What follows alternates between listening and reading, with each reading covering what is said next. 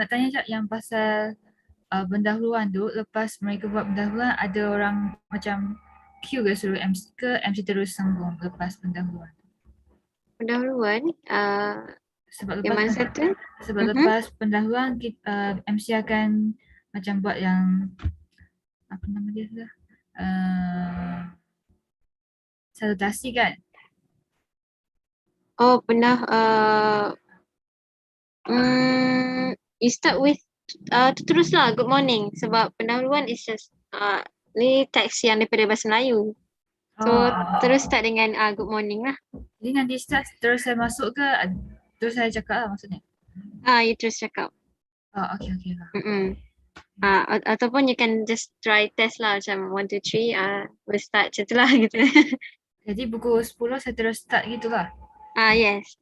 Okay. Thank you. But then tengok dulu lah kot if all the edge dengan the participants are here. Okay. So can you macam bagi hints bagi saya kalau saya boleh start? Alright, boleh. Okay, thank you. Okay, welcome.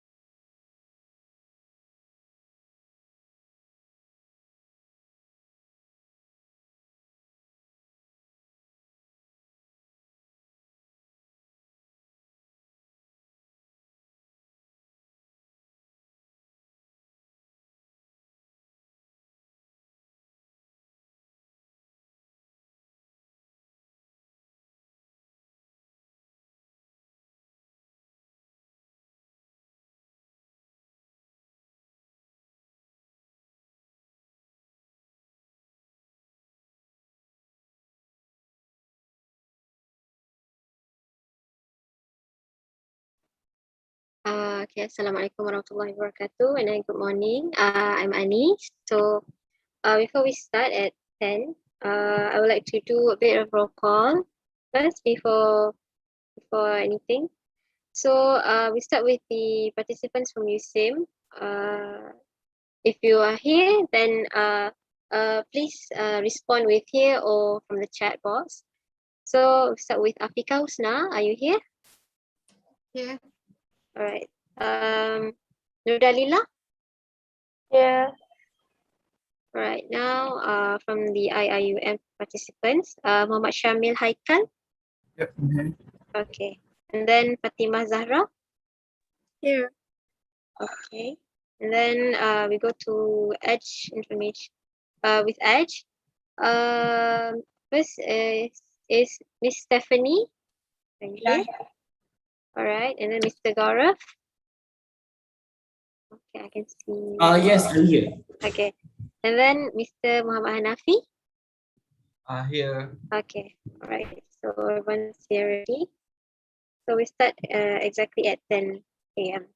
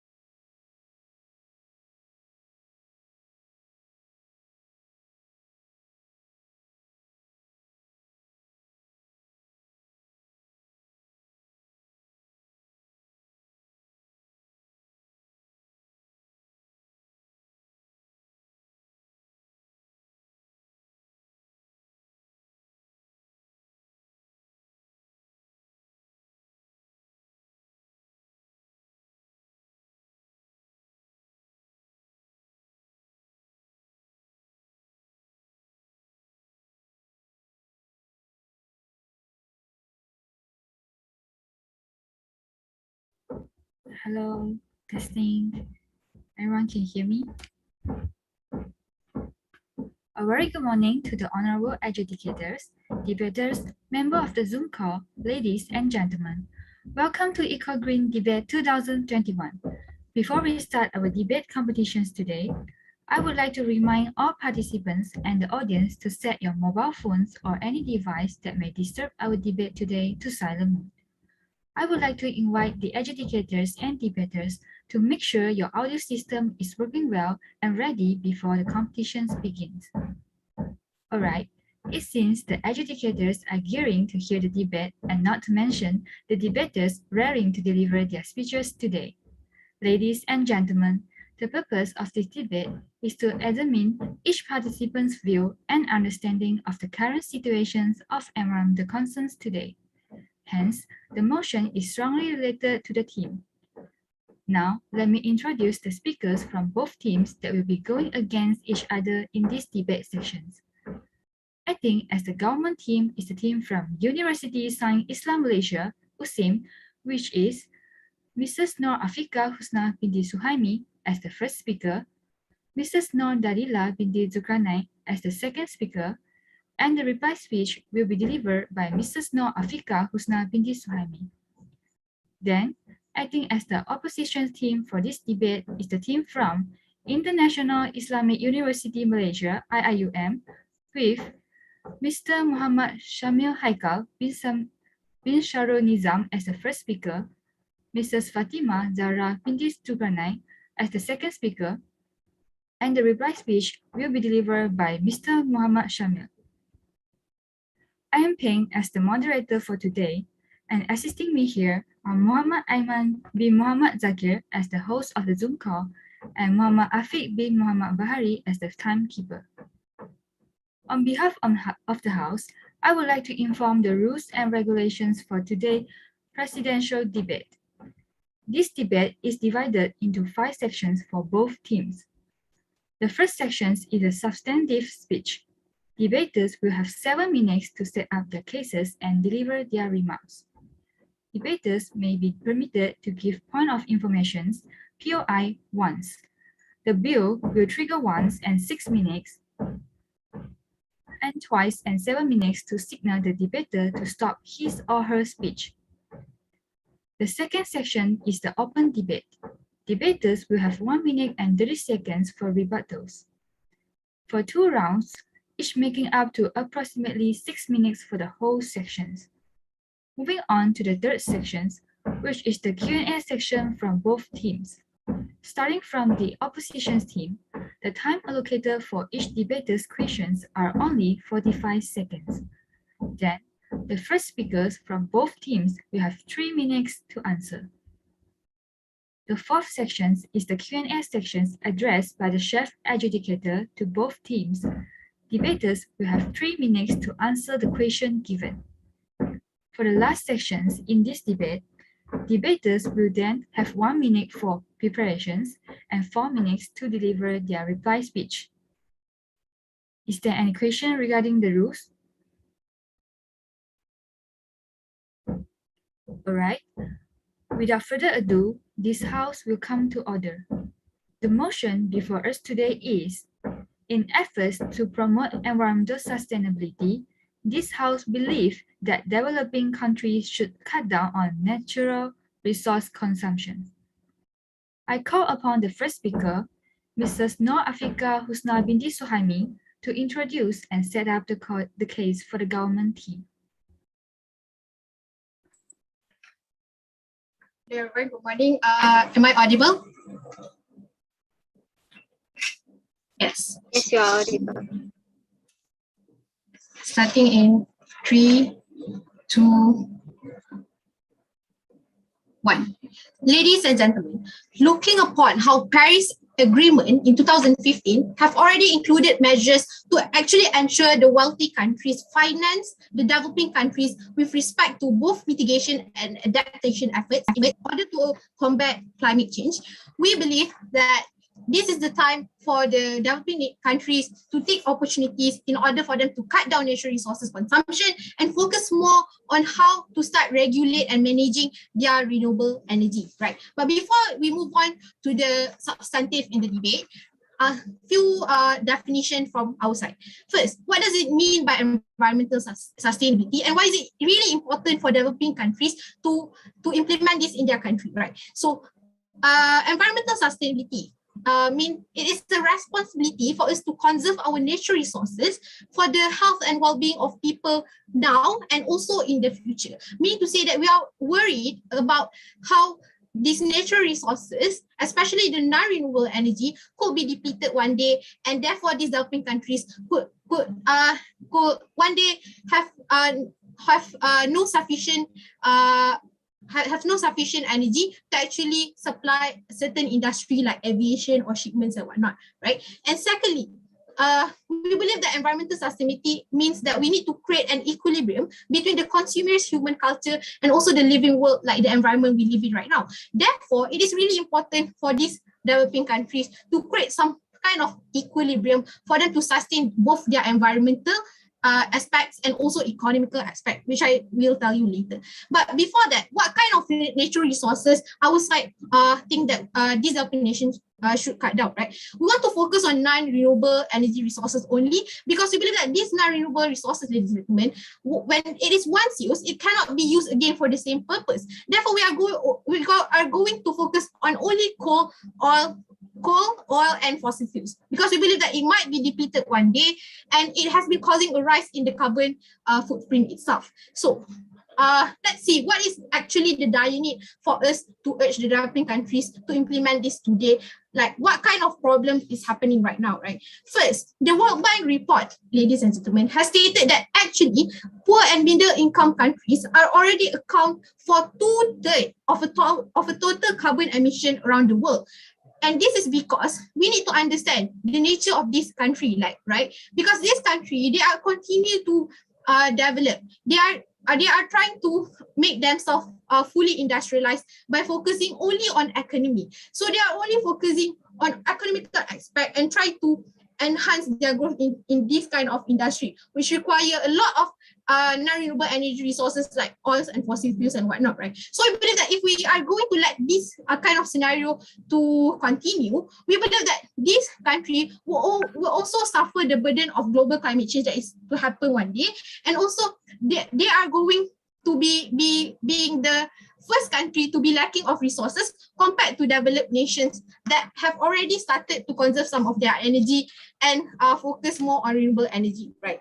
So let's see what is actually our burden of proof into this debate. So our burden of proof into this debate is that we need to explain to you guys about why actually developing nations should start cutting down and investing in renewable energy starting today, and how will it actually promote awareness in terms of environmental sustainability, right? But before we move on to my argument, let's see some of the framework that we want to suggest into this debate. So how are we going to cut down this non-renewable resources consumption, right? We believe that it needs gradual changes, ladies and gentlemen. Therefore, we need to start now, because we are not saying that these developing countries should fully ban or immediately stop the energy supply to like housing areas or the aviation industry and whatnot, right? So we believe that these developing countries should prepare some binding agreement or international treaty, like what, to support the Paris Agreement that we already have, right? Because we agree to the fact that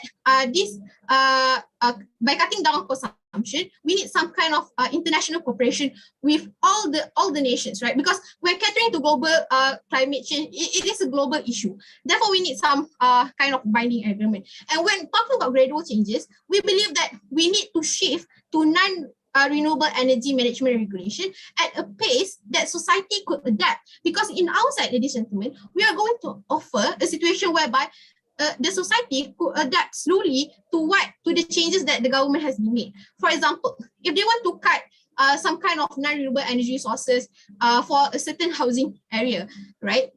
They could possibly subsidize or providing tax credits for the citizen that actually install the photovoltaic panels on their rooftop, right? That is some kind of gradual changes that we believe could be developed into that this developing nation could actually be developed into a country that is fully reliable with renewable energy resources one day. This is the kind of scenario that we want to propose. And why we want to propose renewable energy is because we believe that different countries really have their own different capacities, like how India right now are focusing on building solar panels, and they are already succeeding in doing that. And how China also are already planning on building solar panels in the shape of pandas, right? So we believe that it is possible for these developing countries to work with the availability and the weather that they have to actually promote renewable energy in their country. Moving on to my argument.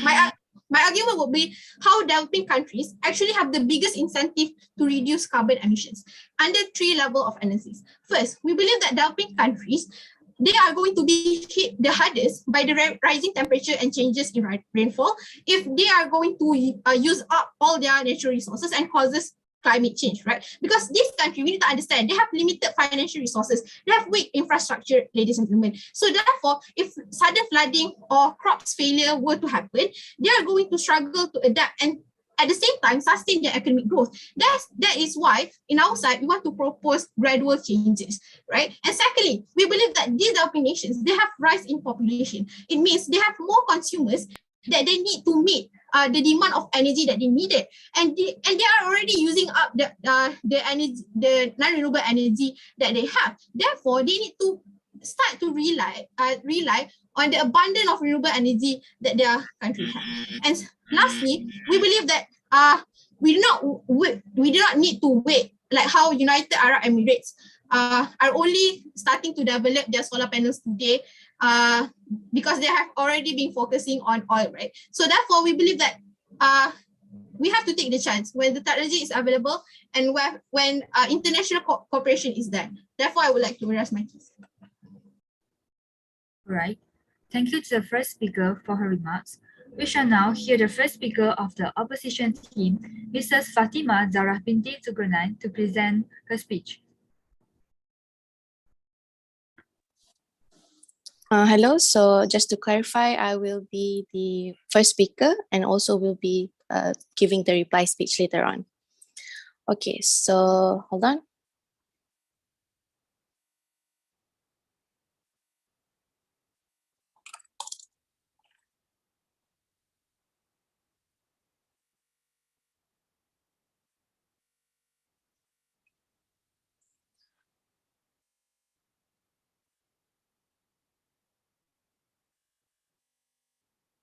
Starting my speech in 3, 2, 1. Panel, understand that a lot of these developed countries can already afford all this renewable energy in the first place due to the fact that they already have an existing economic growth and they are already so much wealthier than all these developing nations. And understand that these developing nations are no way close to developed nations' ability to actually invest in this renewable energy in the first place. And some of them are already merely starting to have an economic growth in the very first place. What is opposition case today? Our case is simple. Today we tell you why it is exclusively on our side that developing nations can actually ensure if they want to promote environmental sustainability, they cannot and they will never be able to actually cut down their natural resources consumption at the very first place. We'll tell you this in 2 questions. What do developing nations use the natural resources for in the first place and why it has been increasing over the years? And then we'll also tell you on do developing nations actually have the incentive to use this green energy at the very first place.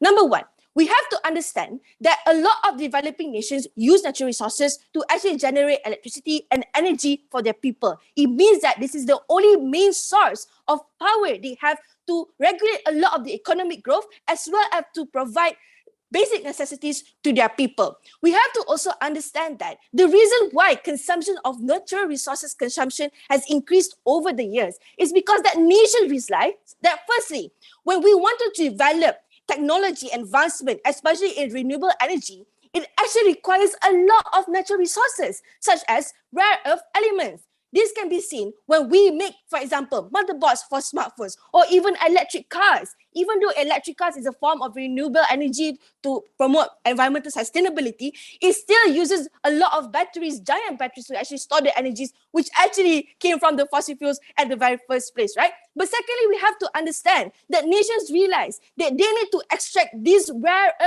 earth elements in the first place to make more high quality materials. If what proposition wants to create is an infrastructure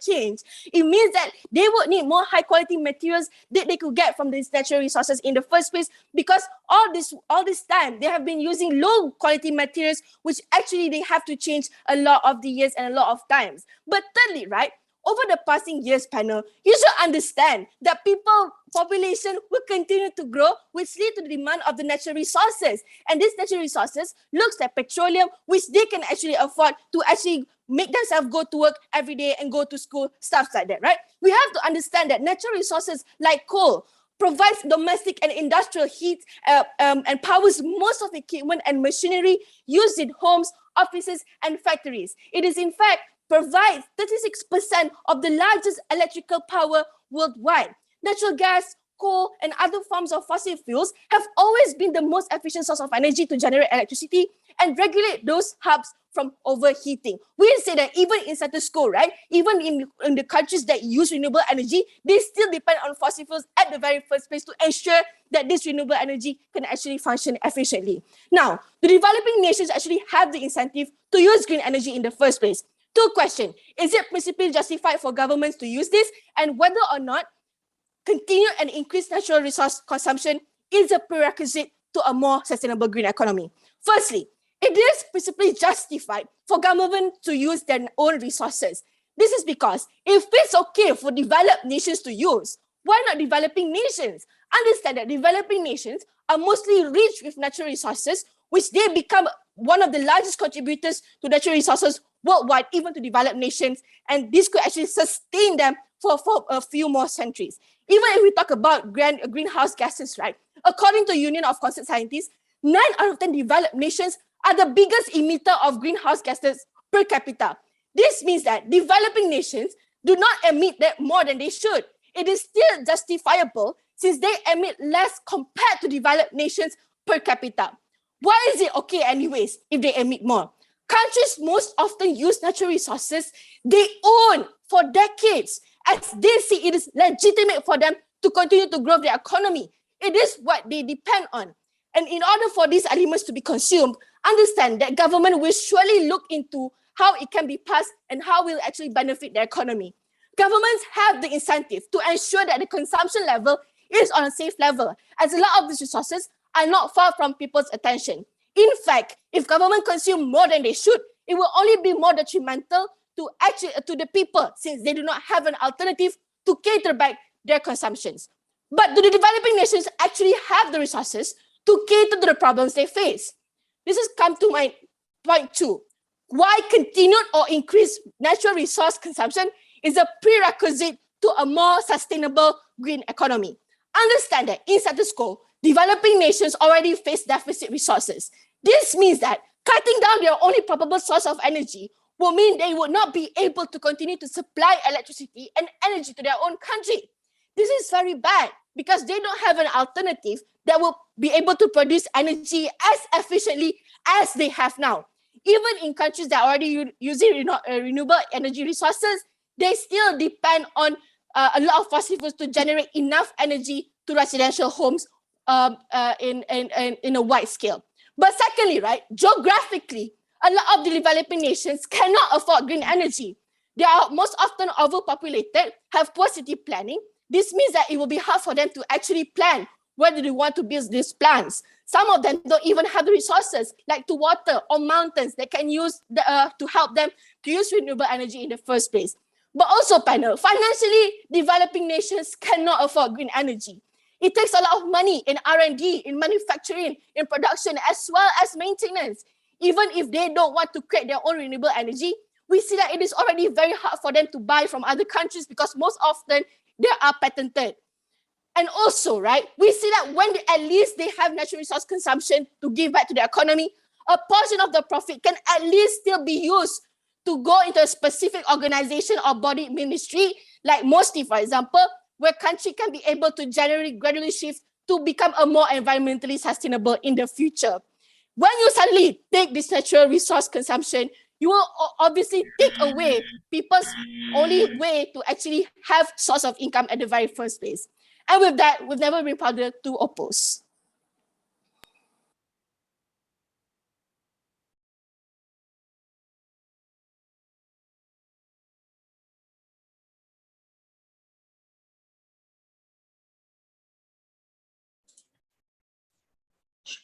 Should I start my rebuttal session?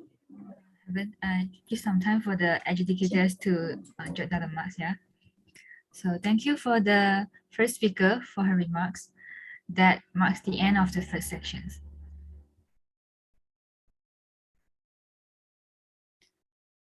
So now, ladies and gentlemen, let's move on to the second sections in today's debate. To start off, let's invite the first speaker from the government team to the floor to deliver their speech and rebuttals. The floor is yours.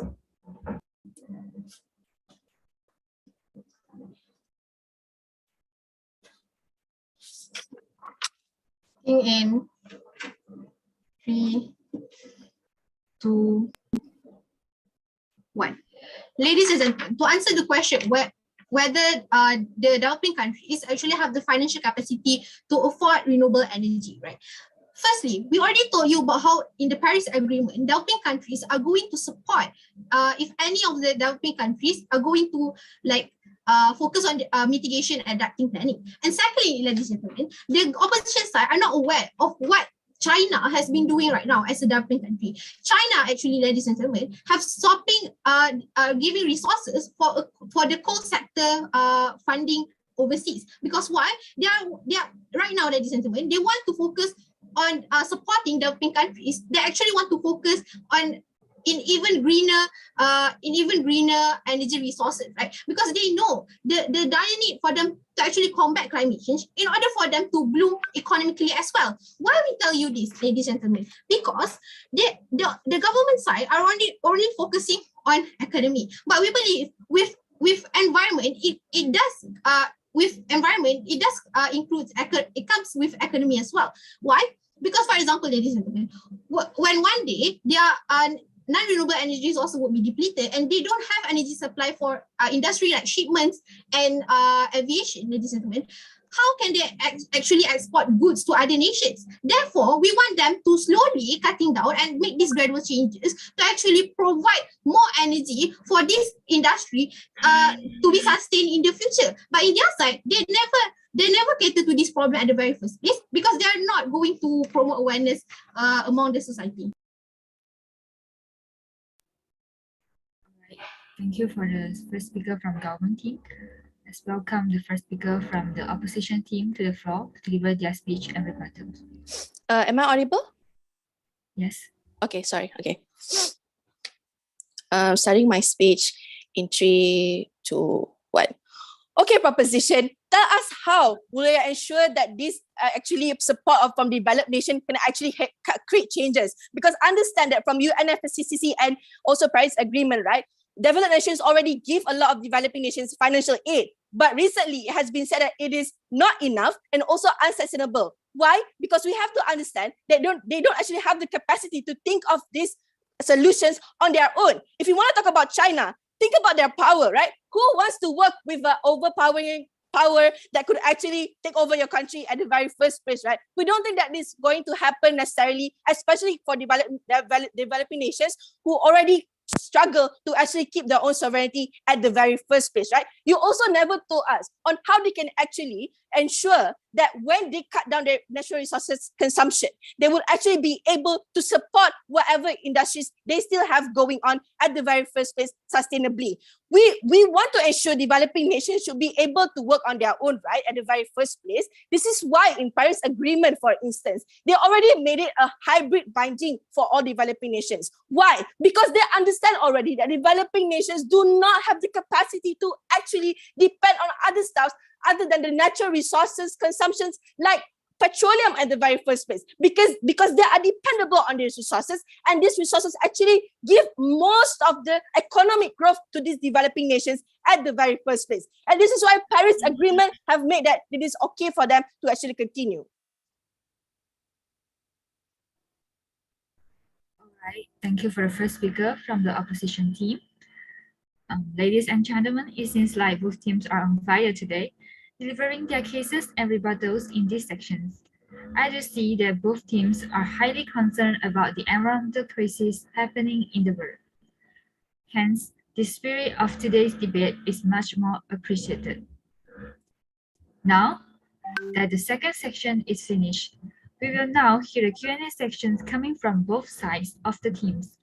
I call upon the second speaker from the opposition team, Mr. Muhammad Shamil Haikal bin Sharul Nizam, to deliver their questions to the government first speaker. Then, don't we have 2 rounds of rebuttals? Sorry, come again? Don't we have 2 rounds for the rebuttal session?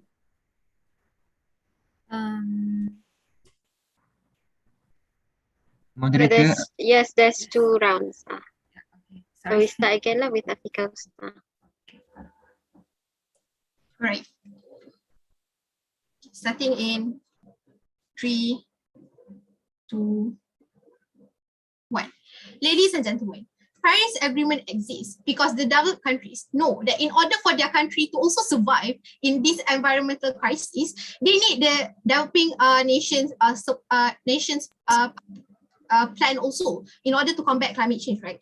That's why it exists. And let me tell you what actually happens in Namibia, which is a country in South Africa that we rarely heard about, right? So Namibia is a developing country in Africa, which is heavily reliant on agricultural sector. And nowadays they have experienced recurrent droughts, which causes crop failure to happen. And only this time they realize that they need to do some partnership with the government of Botswana and the US for actually improve their renewable energy resources, because know that this country have abundance of sunlight and they actually have billions of cubic meters of seawaters, but they never realized that they could actually use this by getting the support from developed nation also, and also by subsidizing more to this kind of sector, right? And secondly, we tell you, ladies and gentlemen, that the opposition side did not understand that when this developed nation, they have overpopulated populations, the demand is high. But when one day the supply is going to be really low, but the demand is still high, the prices for these non-renewable energy resources for the citizens to use will be highly expensive. Therefore, how in their side, these citizens of these developing nations could actually survive in their own country, right? Thank you. All right, thank you for the first speaker from the government team. Now let's welcome the first speaker from the opposition team to start their speech and rebuttals. Am I audible? Yes. Okay. Starting my speech in 3, 2, 1. Panel, understand that even if we want to use renewable energy, at the very end of the day, in status quo, these renewable energy are still in research and development. What does this mean? It means that it will only create wastage for the people because, as I've mentioned, it still depends on a lot of the fossil fuels to ensure its efficiency at the very first place, right? But at the end of the day, right, proposition have failed to tell you on how they will actually protect these people on the ground level. Because understand that even if this motion is the right to protect the interests of future generation, is it worth the sacrifice of the interests of the current generation because of it? Because they've never told you on how this can actually create more opportunities for the people. As we can see, it will only create a lot of more detrimental repercussions out of this renewable energy that they are not familiarized with. On our side, what we say, it is better for developing nations to collectively unite together because they understand each other better. This means that they could actually share their research, share their problems and solutions where they can actually cater to the problems at the very first place without trying to cut down their consumptions at the very first place, right? And we also see that on our side, right, discourse can happen better because understand, when government cut down their natural resource consumption, people will think, oh, they're doing the best for the environment. But at the very end of the day, they're only doing the bare minimum, but people think that that's okay. But the variance on our side, people will start questioning on where does this money go, and government will have the incentive to do actually more better than just consume, but instead also make infrastructural changes for their people. Because of these reasons, right, we see that on our side, we have exclusively catered to all these benefits more than what proposition has mentioned is already failing in the status quo. Thank you to the speaker from opposition's team. Thank you for both teams. Now that the second section is finished, we will now hear the Q&A sections coming from both sides of the teams. I call upon the second speaker from the opposition's team, Mr. Muhammad Shamil Haikal bin Sarul Nizam, to deliver their speech to the government's first speaker.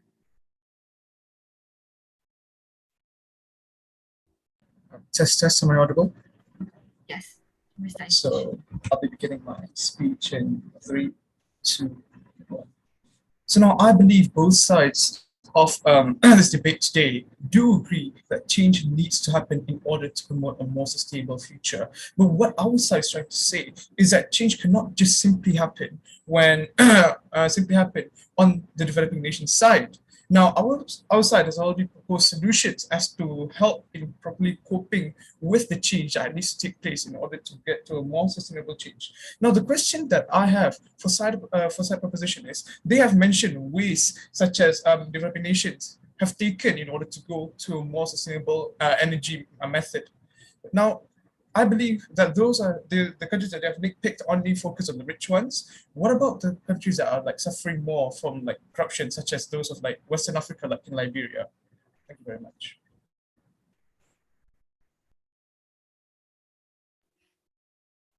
All right, thank you for the answer given by Mr. Muhammad Shamil Haikal. Now I call upon the second speaker from the government team, Mrs. Noor Dadila binti Zulkarnain, to give their questions to the opposition's first speaker. Am I audible? Yes. Okay. We all know that the non-renewable energy is one of the main reasons of this climate change, right?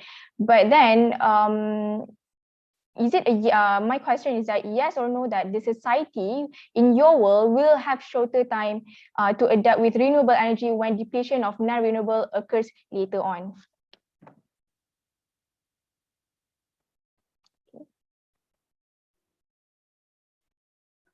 Thank you for the answer given by the first speaker from the opposition team. Ladies and gentlemen, members of the Zoom call, we are now to start the fourth sections involving Q&A section from one of the adjudicators. With that, it is an honor for me to invite the chef adjudicator, Mrs. Stephanie Arlene Avoy to give the first question to the first speaker from the government team. Sorry, just now the question. So the government will answer the question coming from opposition first, and then continue with the answering question from the opposition. Right? I think that's good. All right, sorry. Hold on. Who do I ask here? Sorry, Miss Stephanie. It's not the fourth session yet. It's still the third session. So we yet to hear the answers coming from both teams. All right. Okay.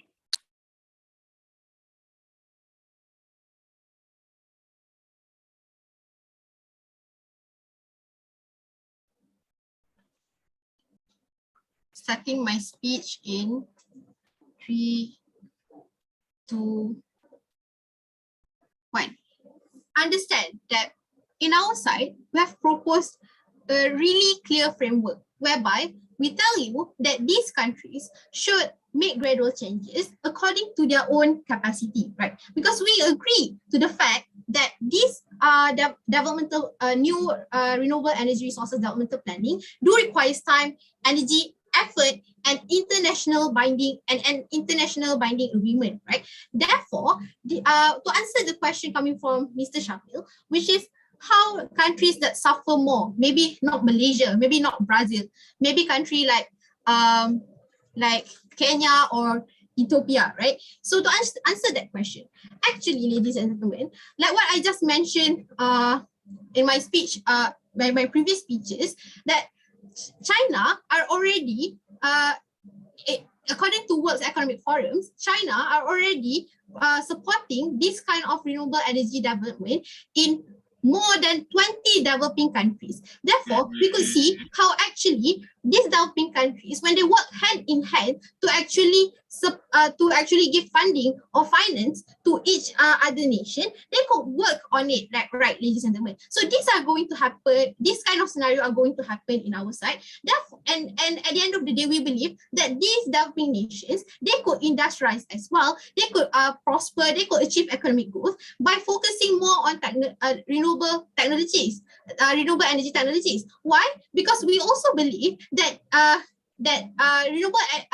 renewable energy technologies do get the interest of investors and shareholders, because somehow, ladies and gentlemen, these developed nations also need the expertise from these developing countries work, right? Therefore, the benefit is a win-win benefit, right, ladies and gentlemen? It does not mutually exclusive being the benefit for only the developed countries or developing countries. We believe that it should happen this way because in order for us to combat climate change, you need an international cooperation. Because like what I mentioned just now, how President Xi Jinping already stated that of China already stated that countries like Kenya and Ethiopia already getting the support from China in order for them to enhance their renewable energy technologies. So therefore, we see no problems in terms of how other countries or even more suffering countries could adapt to this situation, because there is already somehow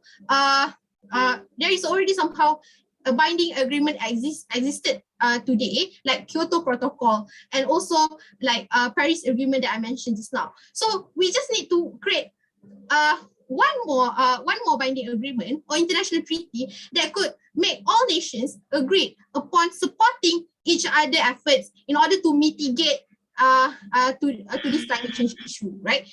We don't see other alternatives that are going to sustain for a long-term investment in their side. Thank you.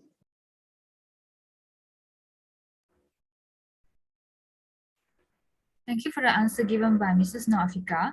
Now I call upon the second speaker from the government team, Mrs. Noor Dalila binti Zulkarnain, to give their questions to the opposition's first speaker.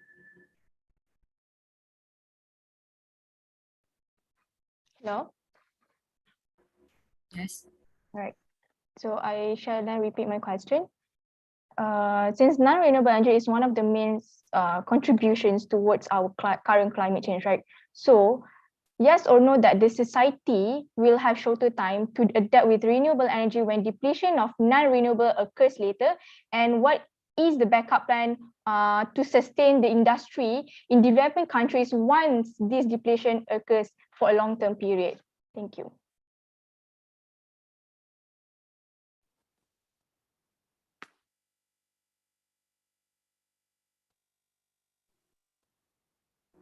Thank you to the second speaker from government team. The first speaker from opposition team may start to answer questions given. Okay, am I audible? Okay. I'm starting my speech in 3, 2, 1.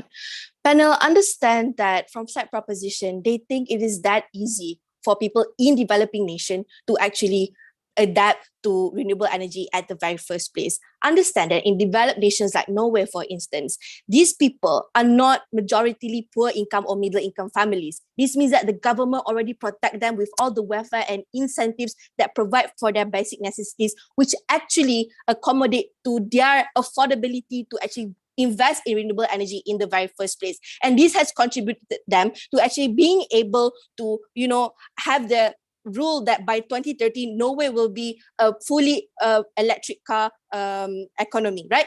But that's the thing. In developing nations, you also already mentioned that a lot of these people are poor income people and also middle income families. This means that there's a lot of gap between their accessibility and also their affordability to actually invest in renewable energy in the first place. Even though you say this will be done in the structural basis, right? We've already told you that discourse wouldn't be able to happen better on their side, as on our side at the very least. One, people would question where does the money go and what does the government do with the income that they have. But second, right, we've already told you, government will not be able to survive without this natural resource consumption at the very first place. Even with the every of the aid that is already readily available, it is not enough, because in status quo, do you see any developing nations who are able to actually afford this renewable energy and provide most of the energy in their country on a wide scale? No. We also have to understand that thirdly, right, it is very extremely expensive to actually invest in this renewable energy. And as I mentioned before, right, a lot of this renewable energy are still in developing process, means that they still depend on fossil fuels. Even like electric cars, for instance, right? In order for you to make them, you have to extract a lot of rare earth elements, and also you have to use petroleum to actually make the batteries, right? We say that coal is something that's not the important essence at the very end of the day. What is important is for the countries to be able to have the capacity to actually cater to the welfare of their people, as well as to actually go to a greener environment. No, on our side, we believe that we have more time to adapt to this renewable energy, because now we have our own support of capital to actually cater to the basic necessities of our people, and as well as to actually invest in our own renewable energy alternatives instead of depending on other nations. Because understand that it is crucially expensive. Countries like Yemen, if you take their natural resource consumption away, which they depend 60% of their economy, this will only be more detrimental to them. And we have to understand that in a lot of these developing nations, they don't have the enough capacity and people and skills and also minds to actually create the solutions at the very first place. Which is why we tell you, let people have continued consumption and let them collectively join together to find solution while still be able to support themselves independently.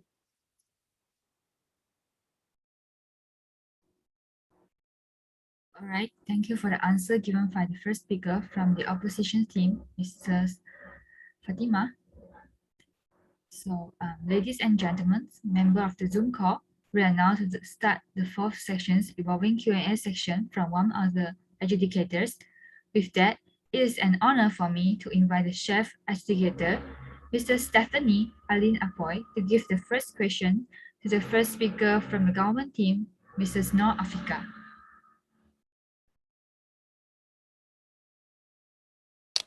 Okay, hi, am I audible? Yes. All right. Okay. So first question, this is for government, right? Yes. Okay.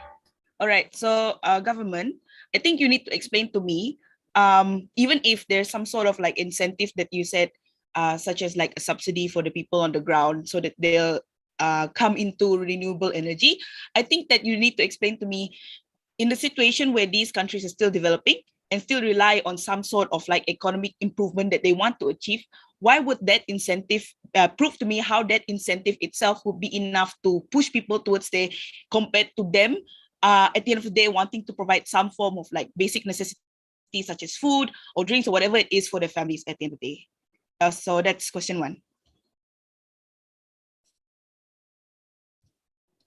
Thank you, Mrs. Stephanie. Let me invite first speaker from the government team to answer the questions.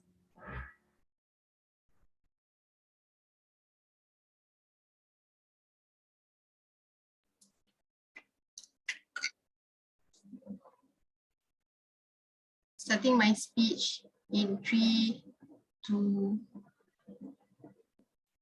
1.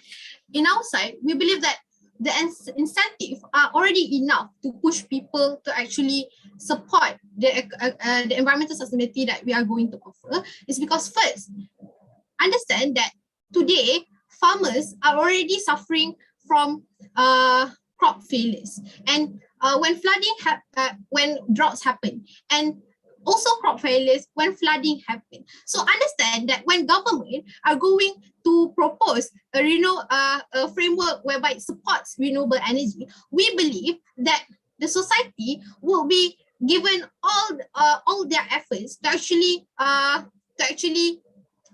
bind to this agreement. Why?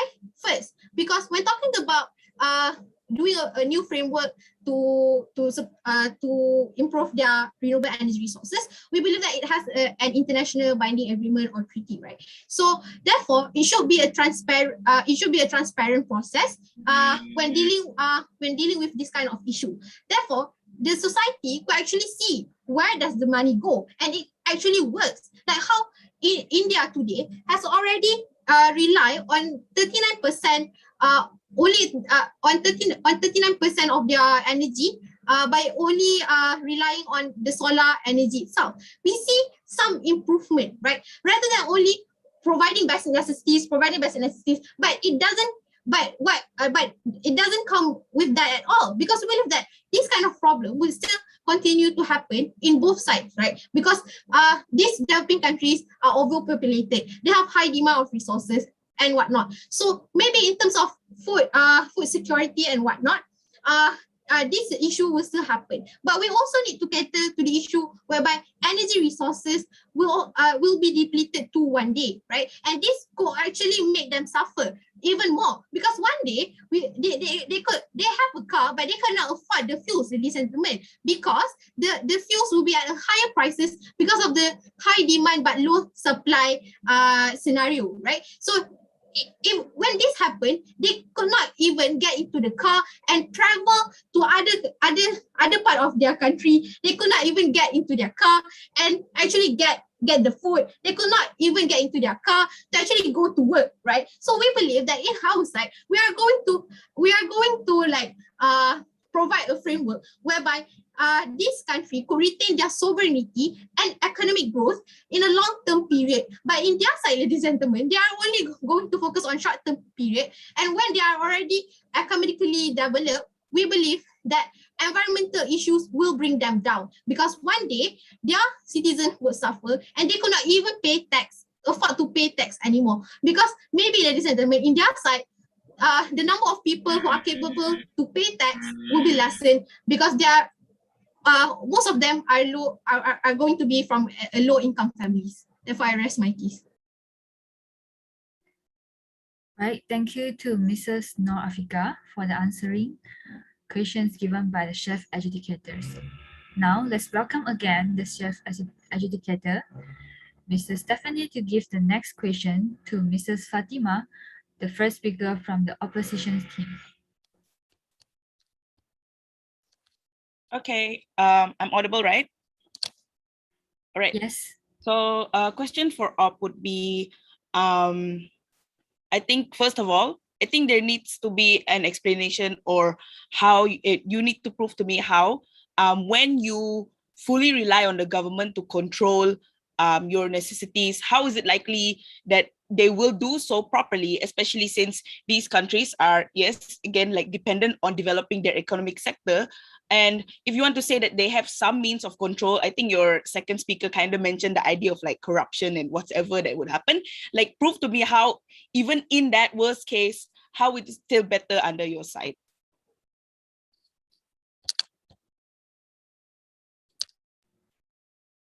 Thank you, Mr. Stephanie. First speaker from opposition team, the floor is yours.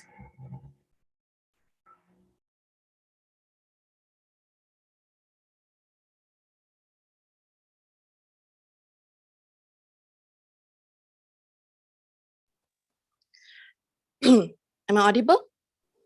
Yes. Okay.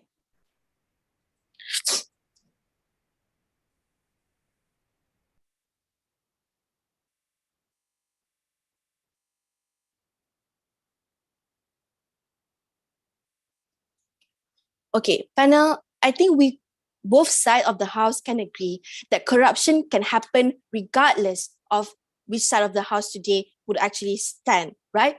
Because we see that at the very least, as I've mentioned before, on our side, when when government are actually given the responsibility to actually control their necessities, right, it means that they have the incentive to actually garner the support of their people at the very first place. We told you, right, on the proposition side, when the government do the bare minimum to just say, oh, we're cutting down our natural resources consumption because we want to support climate change problems, right? But that's the thing. People will think that the government is already doing their best to actually create those changes for the environment. But what's worse is that people don't realize that the government actually have the responsibility to make infrastructural changes for the people at the very first place. It's very funny how on government side, they think that the best way to actually ensure environmental sustainability is by to actually let people to still use cars. Well, not on our side. When we say about infrastructural changes, this looks like increased public transportation, where people don't even have to depend on fossil fuels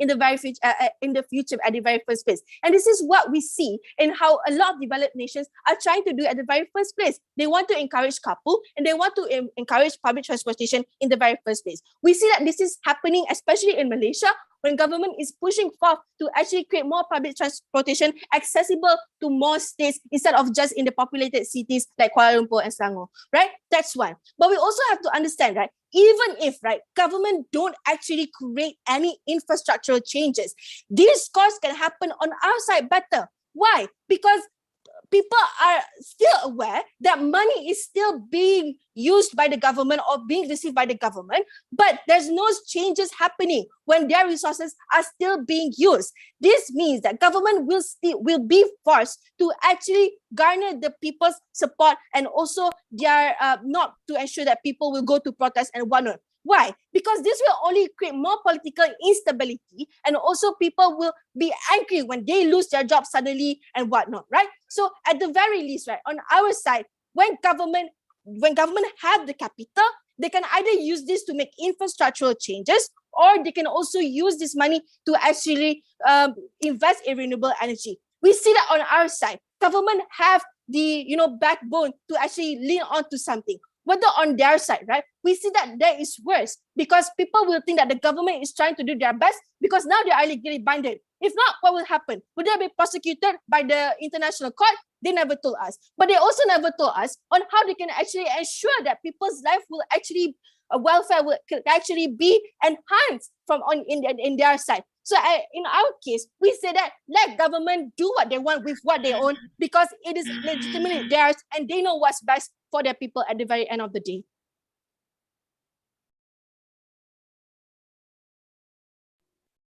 Thank you to Mrs. Fatima for the answer given. Now, ladies and gentlemen, we have arrived at the final sections of today's debate. In this final and last section, each team will have 1 minute to prepare their reply speech. Starting now. While we wait for both teams to wrap up their case and remarks, I'm blessed to introduce to you our honorable line of adjudicators in today's Eco-Green Debate 2021. Chairing the debate today is Mr. Stephanie Arlene Apoy from Unimars, The second adjudicator is Mr. Gaurav Wilu Goi from UPM. And the third adjudicator is Mr. Muhammad Hanafi bin Harum from UKM.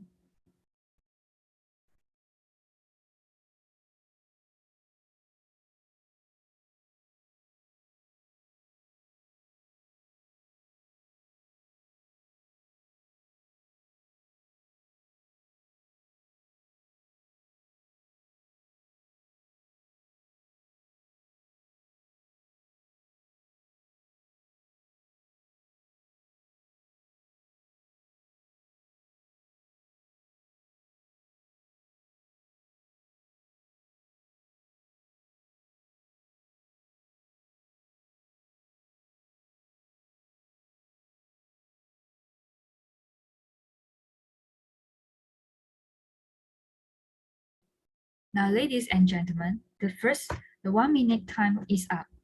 Without any further delay, let's invite the first speaker from the opposition team, Mrs. Fatima, to start the reply speech.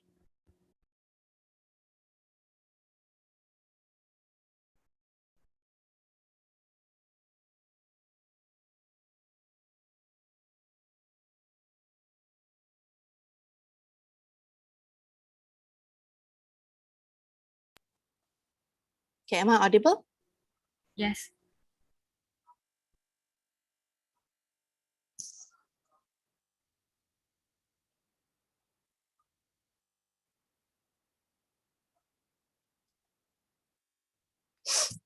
Okay, I'm starting my speech in 3, 2, 1. Panel, understand that both sides of the House agrees at the end of the day, what's the priority of the debate is we want to ensure which side of the House could actually protect the nations with a more sustainable environment. But understand that in order for this environment to also fully function and to actually truly benefit the nation, it should actually cater to the welfare of the people, which side opposition has been trying to tell you at the very beginning of this debate today. We have to first answer which side of the House could actually protect the people more and also the nation's future. We told you, right?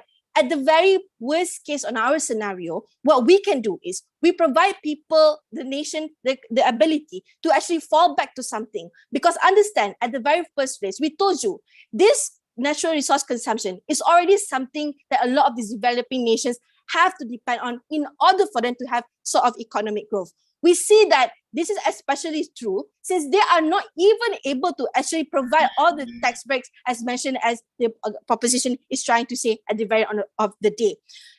And also on our side, we told you at the very least, what we provide is we provide the incentive for the government to actually do better because we see that at the very least, government will be able to do their best in order for them to cater to the attention of their people. Because understand that we say that when government are given the opportunity to make them look like they are being more environmental sustainable, it is not. Government would most likely do the bare minimum and use the money for other stuff that are not relevant enough. And this will only not create less discourse for the people to actually care about the environment, and people wouldn't actually realize that there actually needs a change for the environment as well as for their social welfare. This is why we say that on our side, right? When government is clearly using all these resources to actually bring economic growth to their country, people will want to take note on why is this happening. People will demand for infrastructural change just for them to actually happen from the government. On comparison to their side, right, what will happen is people will think, oh, because renewable energy is already expensive, government won't be able to provide any social welfare for the people at the very first place. We've told you, right, renewable energy is also something that not affordable by developing nations at the very first place. We told you in status quo, a lot of this renewable energy are still dependent on fossil fuels at the very first place, right? And it will be harder to actually buy these fossil fuels from other countries if developing nations have to cut down on their own resources at the very first place. We see that this is true. This is true because in countries that still use renewable energy like electric cars or solar panels, they still depend on batteries and also on other stuff to manufacture those things, which actually uses a lot of these natural resources, which by the way is contributed by a lot of these developing nations at the very first place. On our case, what we told you, right? We told you that at the very least, we are able to protect the people from the ground level, but they don't have to worry about their jobs taken away in a very fast pace. And we also told you that at the very least, right, government will have something to fall back on. But on their side, right, they never told you on how these initiatives will actually work. Because in status quo, we've already told you on how these initiatives is not something that is actually helpful for the people. And even now, they are going to make a new initiative where we tell you it is better for developing nations to actually collectively unite together, because developed nations wouldn't be able to understand what does developing nations want at the very end of the day. And financial aid is not something that could actually help the developing nations to be a more green energy. Finally, at the very end of the day, think about the long-term effects and also the short-term effects. On our side, we believe we are able to cater on those things better. It's our proposition who thinks that we live in a utopia where everything can happen in a very comfortable way. Proud to oppose.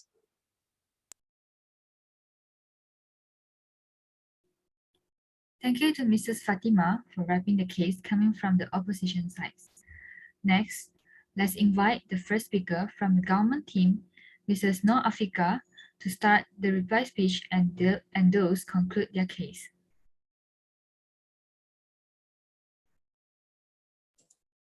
Starting my speech in 3, 2, 1.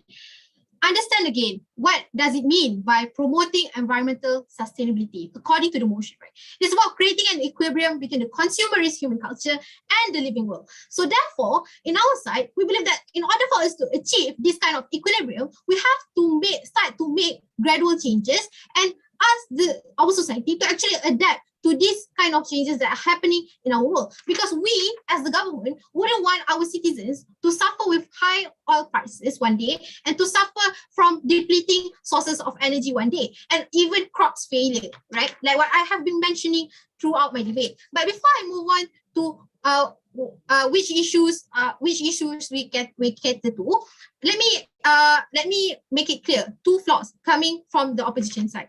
First, they don't really respond to the question coming from my second speaker, whereby how actually this society could adapt to a shorter time of adaptation period, right? Because we believe that in their side, they should have proved to us that how actually these developing countries will prepare for the worst if climate change will violently accelerate one day. Because in our side, we understand the nature of the climate change itself. It's so sudden, it's so violent, ladies and gentlemen. Therefore, we need some sort of backup plan before we are going to prosper in terms of economic growth. Because whatever it is, ladies and gentlemen, we believe that with environmental issues, it could bring us down in terms of economic growth as well. So, and secondly, they didn't even provide. They are so comfortable, ladies and gentlemen, with the idea that there are no need for us to sustain to actually sustain or conserve the non-renewable energy resources, because they are so comfortable with the idea that these resources are not going to be depleted one day, because they are so comfortable with the idea that these developing nations are capable to extract more and more non-renewable energy, whereby in our side we believe that the developed nation already have the upper hand in this matter, because they are already focusing more on renewable energy and they are already conserving their non-renewable energy sources. So how actually in their side, ladies and gentlemen, they could protect the sovereignty of this developing nation when one day this developing nation could having only the developed nation as their sources of energy supply, right? But in our side, we believe that this energy supply actually protects both economic growth and also the sovereignty of the country. So let's see which side issues cater to each issues better, right? So in our side, ladies and gentlemen, we believe that we are providing for the long-term benefits, for the long-term run, right? Why? Let me give you a side. Let us compare in both sides what will happen, right? So in our side, we believe that even if crops failure were to happen, we still get the supply of water from the hydroelectric dams that we are going to develop, right? And these farmers could continuously give us food supply, which is the basic necessities that we need in our country. But in their side, ladies and gentlemen, when this happen, when long summer happen, when droughts happen, they are going to have less renewable energy resources, which is the water supply. And therefore, their basic necessities will also be depleted, ladies and gentlemen, because the food supply will not be enough because of the crops failure that are happening in their paradigm, right? One issue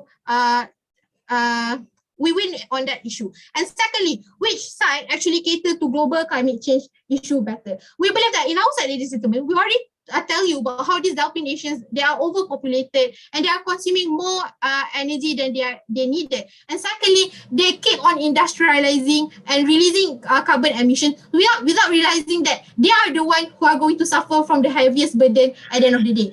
Therefore, in our side, we believe that with the large-scale planning of renewable energy, we could create some sort of awareness among the society, among the nations, and other countries as well to actually promote environmental sustainability. That is why our side wins into this debate.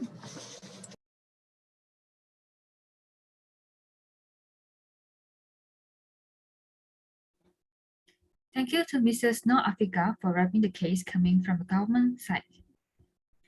Ladies and gentlemen, we have come to the end of our Eco Green Debate 2021. On behalf of the House, I would like to congratulate both teams for finishing this debate and best of luck with your next journey in debating. To all the educators, you may complete filling out the score sheets and pass them on to the communities involved. Before we end these sections, I would like to invite everyone to switch on their cameras, and we will have a group photo sections. If you do not wish to be featured, you may switch off your cameras.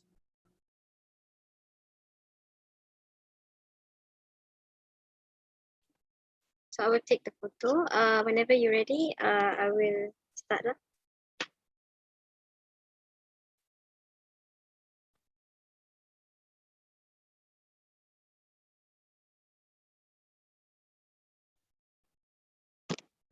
Okay, so we're going to take the photo. All right, anyone else who's going to open their cam?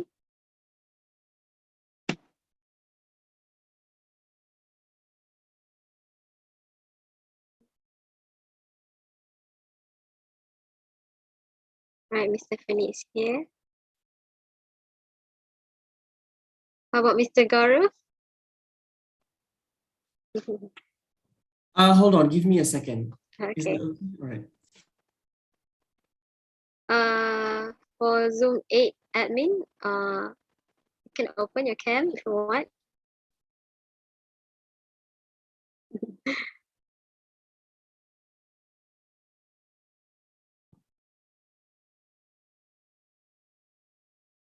Okay.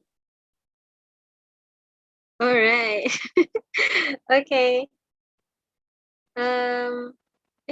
Because again. Okay, so just take a photo. Okay. We do the formal one first. So in the count of 3, 2, 1. Cheese. All right. Again. 1, 2, 3. Okay. Candid or freestyle. Yeah, any styles that you want to. Okay. All right. 1, 2, 3. Smile. All right. Thank you so much, everyone. All right. Congratulations for finishing. Thank you, everyone. Once again, thank you to all of you who have participated and joined this debate. The debate is now concluded. Thank you. Thank you, everyone. Thank you, moderator. Anis. Thank you. Thank you, timekeeper also, and thank you to the moderator. And thank you to your participants, and also